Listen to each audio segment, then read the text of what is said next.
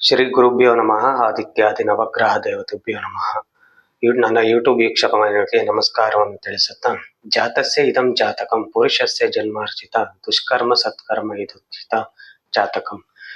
ಇವತ್ತಿನ ವಿಷಯದಲ್ಲಿ ಜ್ಯೋತಿಷ್ಯ ಕಾರ್ಯಕ್ರಮದಲ್ಲಿ ಒಂದು ಜ್ಯೋತಿಷ್ಯದಲ್ಲಿ ಅನೇಕ ರೀತಿಯ ಒಂದು ಜಾತಕ ಫಲವನ್ನು ಹೇಗೆ ವಿಮರ್ಶೆ ಮಾಡುತ್ತೇವೆ, ವಿಮರ್ಶೆ ಮಾಡಿದ ನಂತರ ಲಗ್ನ ಭಾವ ಆಗಲಿ ಅವುಗಳ ಕುಂಡಲಿ ಆಗಲಿ ಹೇಗೆ ಗ್ರಹಗಳ ಒಂದು ದೃಷ್ಟಿ ಕಾರಕತ್ವದಿಂದ ಗ್ರಹಗಳ ಕಾರಕತ್ವದಿಂದ ಅನೇಕ ಸಂಗತಿಗಳನ್ನು ತಿಳಿದುಕೊಳ್ತೀವಿ. ಯಾವುದೇ ಒಂದು ಗ್ರಹಗಳನ್ನು ನಿರ್ಧಾರವನ್ನು ಮಾಡುವಾಗ ಅವುಗಳಿಗೆ ದಶಾ ಮತ್ತು ಭುಕ್ತಿಗಳಲ್ಲಿ ಹೆಚ್ಚಾಗಿ ಫಲವನ್ನು ಕೊಡುತ್ತೆ ಅನ್ನೋದು ಬಹಳ ಮುಖ್ಯ.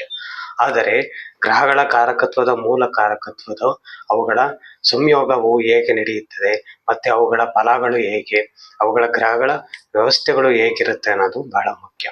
ಯಾಕಂದ್ರೆ ಒಂದು ಜಾತಕವನ್ನು ವಿಮರ್ಶೆ ಮಾಡ್ಬೇಕಾದ್ರೆ ನಾನಾ ರೀತಿಯ ಒಂದು ಪ್ರೊಡಕ್ಷನ್ ಮಾಡಿದಾಗ ಅವುಗಳ ಸಂಶೋಧನೆಯಲ್ಲಿ ಅನೇಕ ರೀತಿಯಲ್ಲಿ ಒಳಪಟ್ಟಾಗ ಅವುಗಳ ಗ್ರಹಗಳ ಕಾರಕತ್ವ ಮತ್ತೆ ಭಾವಕುಂಡಲಿ ಮೇಲೆ ಹೇಗೆ ಅವುಗಳ ಪರಿಣಾಮ ಬೀಳುತ್ತದೆ ಅನ್ನೋದು ಬಹಳ ಮುಖ್ಯ.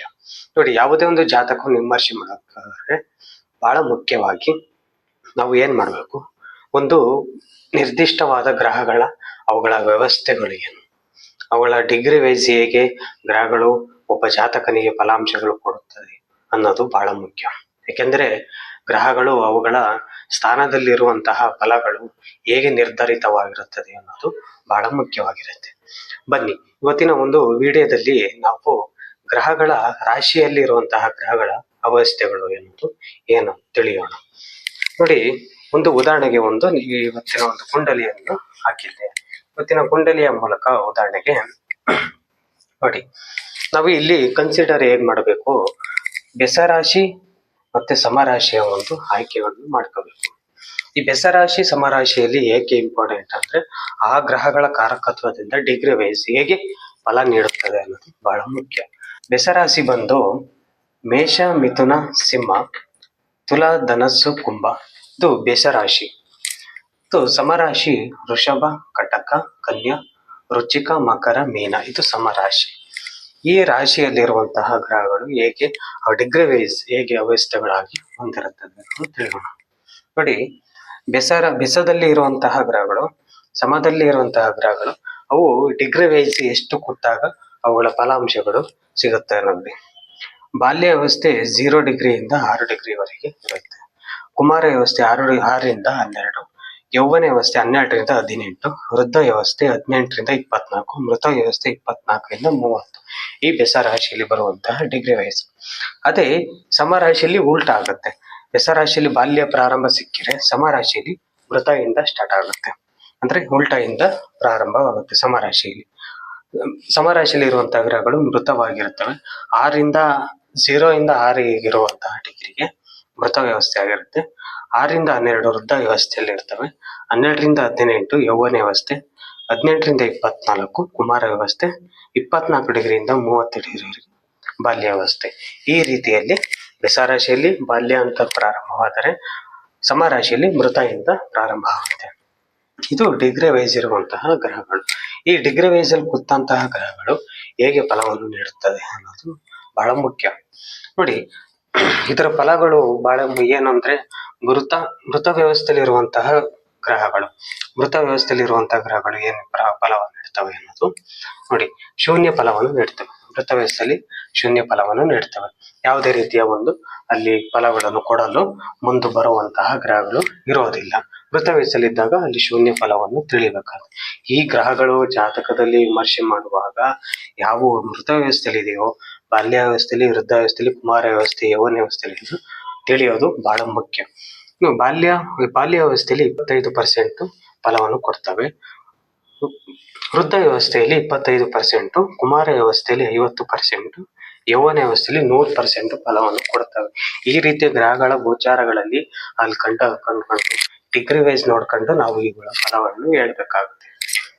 ಒಂದು ಕುಂಡಲಿಯ ಒಂದು ವಿಮರ್ಶೆಯನ್ನು ಮಾಡೋಣ. ಈಗ ಲಗ್ನ 19 ಡಿಗ್ರಿಯಿಂದ 17 ನಿಮಿಷದವರೆಗೆ ಇರುತ್ತೆ. ನೋಡಿ, 19 ಡಿಗ್ರಿ ಬಂತು ಲಗ್ನ ಎಷ್ಟರಲ್ಲಿದೆ ಬಂತು ಲಗ್ನ ಬೆಸರಾಶಿಯಲ್ಲಿ ಇರೋದು ಲಗ್ನ. ಇದು ಗಮನ ಇಟ್ಕೊಳ್ಳಿ.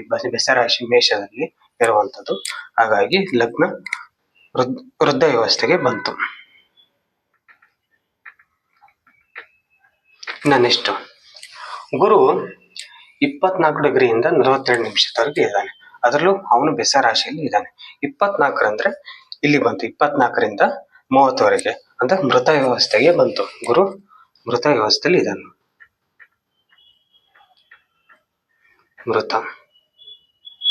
ಗುರು ಮೃತ ವ್ಯವಸ್ಥೆಯಲ್ಲಿ ಇದ್ದಾನೆ. ಅದೇ ಕೇತು ಬಂದು 17.3 ನಿಮಿಷದೊಳಗೆ ಇದ್ದಾನೆ. ಅಂದ್ರೆ ಅದು ಬೆಸ ರಾಶಿಯಲ್ಲೇ ಇದ್ದಾನೆ. 17 ಪಾಯಿಂಟ್ ಅಂದ್ರೆ ಇಲ್ಲಿ ಬಂತು.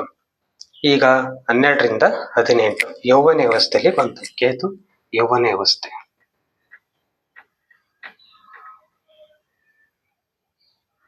ಯೌವನ ವ್ಯವಸ್ಥೆಯಲ್ಲಿ ಕೇತು ಇದ್ದಾನೆ.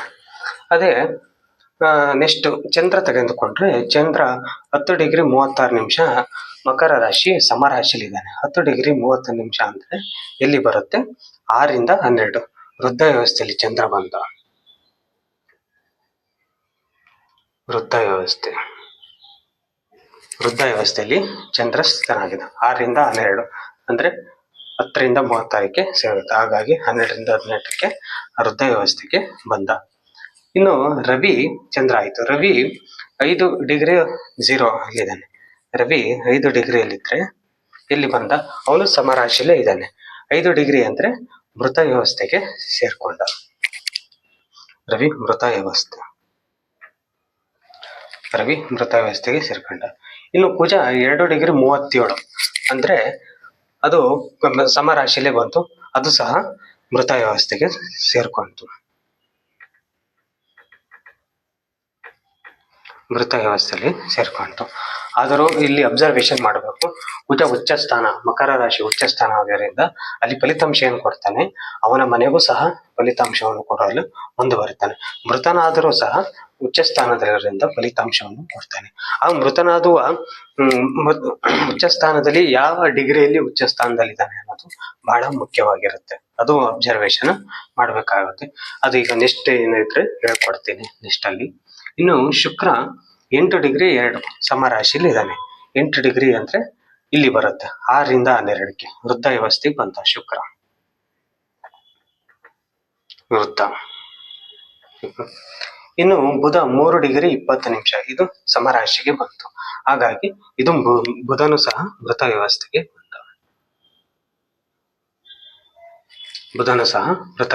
ಬಂದ. 3 ಡಿಗ್ರಿ 20 ನಿಮಿಷದಲ್ಲಿರುವಂತ ಸಮರಾಶಿಯಲ್ಲಿ ಇರೋ ಕಾರಣದಿಂದಾಗಿ ವೃತ್ತ ವ್ಯವಸ್ಥೆ 6ರಿಂದ 6. ಹಾಗಾಗಿ 3 ಡಿಗ್ರಿ 20 ನಿಮಿಷದ ಅಂದ್ರೆ 0ರಿಂದ 6 ಲೆಕ್ಕ ತೆಗೆದುಕೊಳ್ಬೇಕಾಗುತ್ತೆ. ಈ ರೀತಿಯಲ್ಲಿ ಅಂತ. ಇನ್ನು ರಾಹು 17.3 ನಿಮಿಷದಲ್ಲಿ ಇದಾನಂದ್ರೆ ರಾಹು ಅದರಲ್ಲಿ ಬೆಸ ರಾಶಿಯಲ್ಲಿರೋದ್ರಿಂದ 17.3 ಅಂದ್ರೆ ಎಲ್ಲಿ ಬರುತ್ತೆ? ಈಗ 12 ಡಿಗ್ರಿಯಿಂದ 18 ಅಲ್ಲಿಗೆ ಯೌವನ ವ್ಯವಸ್ಥೆಗೆ ಬಂದ ರಾಹು. ಇನ್ನು ಶನಿ 3 ಡಿಗ್ರಿ 20 ನಿಮಿಷ ಅಂದ್ರೆ ಅದರ ಸಮರಾಶಿಯಲ್ಲಿ ಇರೋದ್ ಕಾರಣದಿಂದಾಗಿ 0.6 ಹಾಗಾಗಿ ಶನಿ ಮೃತ ವ್ಯವಸ್ಥೆಯಲ್ಲಿ ಸೇರ್ಕೊಂಡ. ಲಗ್ನ ಆಯ್ತು. ಮತ್ತೆ ಗುರು, ಕೇತು, ಚಂದ್ರ, ರವಿ, ಕುಜ, ಶುಕ್ರ, ಬುಧ, ರಾಹು, ಶನಿ ಈ ವ್ಯವಸ್ಥೆಗಳ ಡಿಗ್ರಿ ಮೇಲೆ ಅನುಗುಣವಾಗಿ ನೋಡ್ಕೊಂಡು ಇವುಗಳ ಫಲಾಂಶವನ್ನು ತಿಳಿಸ್ಬೇಕಾಗುತ್ತೆ ಇಲ್ಲಿ. ಹಾಗಾಗಿ ಮೃತ ವ್ಯವಸ್ಥೆಯಲ್ಲಿ ಎಷ್ಟು ಗ್ರಹಗಳಿದಾವೆ? 1 ಗುರು ಸೇರ್ಕೊಂಡ ಮೃತ ವ್ಯವಸ್ಥೆಗೆ, ಮತ್ತೆ ಬುಧನು ಸಹ ಮೃತ ವ್ಯವಸ್ಥೆ, ಮತ್ತೆ ಕುಜನು ಸಹ ಮೃತ ವ್ಯವಸ್ಥೆ. ಅದು ಕುಜ ಉಚ್ಚನಾಗಿದ್ದಾನೆ. ಉಚ್ಚ ಸ್ಥಾನದಲ್ಲಿದ್ದಾಗ ಆ ಡಿಗ್ರಿ ವೈಸ್ ನೋಡ್ಕೊಂಡು ನಾವು ಅಲ್ಲಿ ಏನ್ ಫಲಿತಾಂಶ ಕೊಡೋದು ಅನ್ನೋದು ಬಹಳ ಮುಖ್ಯ. ಇನ್ನು ರವಿಯು ಸಹ ಮೃತ ವ್ಯವಸ್ಥೆಯಲ್ಲಿದ್ದಾನೆ. ಶನಿಯು ಸಹ ಮೃತ ವ್ಯವಸ್ಥೆಯಲ್ಲಿದ್ದಾನೆ. ಅಲ್ಲಿಗೆ ಎಷ್ಟು ಗ್ರಹಗಳು ಮೃತ ವ್ಯವಸ್ಥೆಗೆ ಹೋದು? 1, 2, 3, 4 ಗ್ರಹಗಳು ಮೃತ ವ್ಯವಸ್ಥೆಯಲ್ಲಿದ್ದಾಗ ಅಲ್ಲಿ ಏನು ಶೂನ್ಯ ಫಲವೇ ಕೊಡ್ತವೆ. ಇವುಗಳ ದಶಾ ಮತ್ತೆ ಮುಕ್ತಿಗಳಲ್ಲಿ ಅಷ್ಟು ಪವರ್ ಆಗಿರುವುದಿಲ್ಲ. ಎಲ್ಲಾ ರೀತಿಯಲ್ಲಿ ಮಧ್ಯಮವಾಗಿ ಶುಭ ಫಲವನ್ನು ಕೊಡ್ತವೆ. ಅದರಲ್ಲಿರುವಂತಹ ಸ್ವಕ್ಷೇತ್ರದಲ್ಲಿ ಇದ್ದಂತರೂ ಓಕೆ, ಉಚ್ಚ ಸ್ಥಾನದಲ್ಲಿ ಇದ್ರೂ ಓಕೆ, ಅವುಗಳ ಫಲಾಂಶಗಳನ್ನು ಆಧಾರದ ಮೇಲೆ ನಿರ್ಧಾರಿತವಾಗಿ ಅವುಗಳ ಫಲವನ್ನು ಕೊಡ್ತವೆ. ಇನ್ನು ವೃದ್ಧ ವ್ಯವಸ್ಥೆಯಲ್ಲಿ ಬಂದ್ರೆ, ವೃದ್ಧ ವ್ಯವಸ್ಥೆಗೆ ಈಗ ಲಗ್ನ ವೃದ್ಧ ವ್ಯವಸ್ಥೆಯಲ್ಲಿ ಇದೆ. 1 ಲಗ್ನ, ಮತ್ತೆ ಚಂದ್ರನು ಸಹ 2 ವೃದ್ಧ ವ್ಯವಸ್ಥೆಯಲ್ಲಿ 3 ನೋಡಿ ಅಲ್ಲಿಗೆ ಲಗ್ನ ಮತ್ತೆ ಶುಕ್ರ ಚಂದ್ರ 3 ಗ್ರಹಗಳು ವೃದ್ಧ ವ್ಯವಸ್ಥೆಯಲ್ಲಿದ್ದಾವೆ. ವೃದ್ಧ ವ್ಯವಸ್ಥೆಯಲ್ಲಿದ್ದಾಗ ಏನ್ ಫಲ ಕೊಡ್ತವೆ? 25% ಮಾತ್ರ ಅಲ್ಲಿ ಫಲವನ್ನು ಕೊಡ್ತವೆ.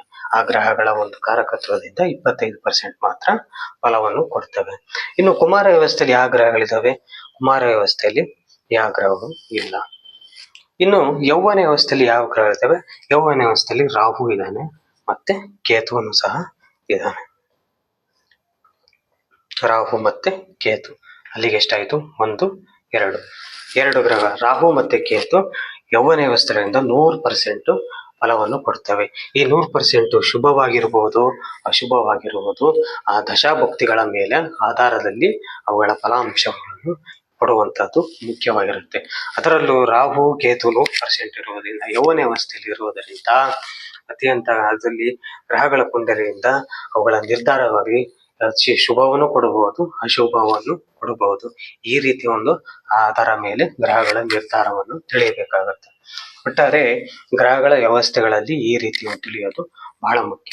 ಒಂದು ಜಾತಕ ವಿಮರ್ಶೆ ಮಾಡಬೇಕಾದ್ರೆ ಕೇವಲ ಲಗ್ನ ಎಲ್ಲಿದೆ, ದೃಷ್ಟಿ, ಭಾವಗಳು, ಆ ಭಾವಗಳಿಗೆ ಶುಭ ಫಲವೋ ಅಶುಭ ಫಲವೋ ಎಂದು ಕೇಳುವುದ ಅವುಗಳ ಮುಖಾಂತರವಾಗಿ ನೋಡುವಂತ ಅಲ್ಲ.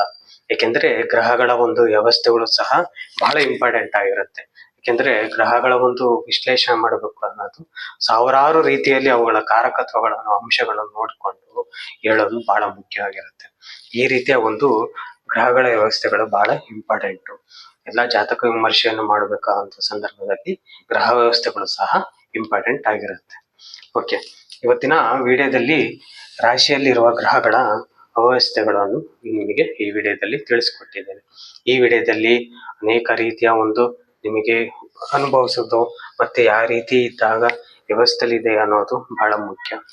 ಯಾಕೆಂದ್ರೆ ಮೃತ ವ್ಯವಸ್ಥೆಲಿದ್ರೆ ಏನು ಶೂನ್ಯ ಫಲವನ್ನು ಕೊಡ್ತಾರೆ. ಬಾಲ್ಯ ವ್ಯವಸ್ಥೆಲಿದ್ರೆ ಇನ್ನು ಮೆಚುರಿಟಿಗೆ ಇರಲ್ಲ, ಬಾಲ್ಯ ಜೀವನದ ಒಂದು ಅವುಗಳ ಅನುಕಂಪಗಳು ಹೆಚ್ಚಾಗಿ ಕಂಡು ಬರುತ್ತೆ. ಇನ್ನು ವೃದ್ಧ ವ್ಯವಸ್ಥೆಲಿದ್ರೆ ಬೇಗ ವಯಸ್ಸಾದಂತಹ ಕಂಡು ಬಂದ ಗ್ರಹಗಳು ಬೇಗ ಮೆಚುರಿಟಿಗೆ ಕಾಣುತ್ತೆ. ಇನ್ನು ಕುಮಾರ ವ್ಯವಸ್ಥೆಲಿದ್ರೆ ಇನ್ನು ಹುಡುಕು ಬುದ್ಧಿಗಳು, ಇನ್ನು ಅವರಿಗೆ ಯಾವುದೇ ರೀತಿ ಒಂದು ಮೆಚುರಿಟಿ ಆಗಲಿ ಬಂದಿರೋದಿಲ್ಲ. ಇನ್ನು ಯೌವನ ವ್ಯವಸ್ಥೆಲಿದ್ರೆ ಬಿಸಿ ರಕ್ತ ಅಂತೀವಲ್ಲ, ಇನ್ನು ಯೌವನದ ಬಾಲ್ಯ ಕಳೆದು ಕುಮಾರ ಕಳೆದು ಯೌವನದಲ್ಲಿ ದೃಢತೆ ಅನ್ನೋದಿರುತ್ತಲ್ಲ, ಇದು ಬಹಳ ಇಂಪಾರ್ಟೆಂಟ್ ಆಗಿರುತ್ತೆ. ಈ ರೀತಿಯ ಒಂದು ಮೃತ, ಬಾಲ್ಯ, ವೃದ್ಧ, ಕುಮಾರ ವ್ಯವಸ್ಥೆಗಳನ್ನು ಈ ರೀತಿಯ ಆಧಾರದ ಮೇಲೆ ಅವುಗಳ ಗ್ರಹಗಳ ಕಾರಕತ್ವವನ್ನು ತಿಳಿಯಬೇಕಾಗುತ್ತೆ. ಓಕೆ, ರಾಶಿಯಲ್ಲಿ ಗ್ರಹಗಳ ಅವ್ಯವಸ್ಥೆಗಳು ಇವತ್ತಿನ ವಿಡಿಯೋದಲ್ಲಿ ತಿಳಿಸ್ಕೊಟ್ಟಿದ್ದೇನೆ. ಓಕೆ, ಈ ವಿಡಿಯೋದಲ್ಲಿ ಇಷ್ಟವಾದಲ್ಲಿ ಶೇರ್ ಮಾಡಿ, ಲೈಕ್ ಮಾಡಿ, ಸಬ್ಸ್ಕ್ರೈಬ್ ಮಾಡಿ ಹಾಗೂ ಎಲ್ಲರಿಗೂ ನಮಸ್ಕಾರಗಳು.